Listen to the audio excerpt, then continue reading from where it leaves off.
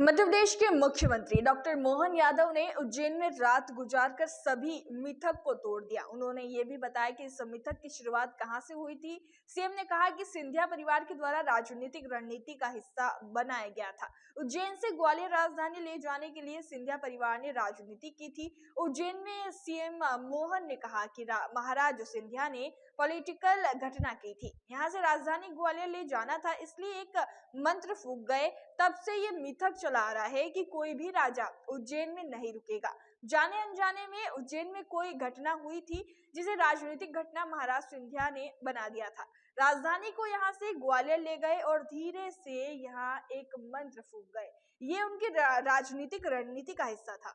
CM Mohan ने खुलकर बताया कि राजा तो सिर्फ महाकाल है, हम सब उनके बेटे हैं और इस बार इस मिथक को तोड़ने के लिए बाबा महाकाल ने उज्जैन से सीएम दे दिया और अब मेरे मुख्यमंत्री बनते ही ये मिथक भी आज टूट जाएगा। मुख्यमंत्री ने कहा कि बाबा तो जन्म देने वाले हैं, भगवान महाकाल की कोई सीमा उज्जैन नगर निगम तक नहीं है बल्कि पूरे ब्रह्मांड में है। अगर उन्होंने एक बार आंखें टेढ़ी कर ली तो उनसे कौन बच सकता है। डॉक्टर यादव ने कहा कि बाबा पिता है और मैं सेवक हूँ। ये उदाहरण है, हम सबके लिए सौभाग्य की बात है और मुझे इस बात का आनंद है, जाने अनजाने पता नहीं हमारे अपने उज्जैन में कोई घटना हुई तो एक राजनीतिक घटना जरूर महाराज सिंधिया जी ने करी थी। बाबा है ना यहाँ मौजूद। क्या थी बाबा पॉलिटिकल घटना कि कोई कारण से राजधानी ले जाना थी यहाँ से ग्वालियर। तो ग्वालियर राजधानी ले जाने में इच्छा तो नहीं थी, लेकिन महाराज जी चले गए, शांत हो गए। दौलत राव जी सिंधिया साहब के समय 1812 में राजधानी गई।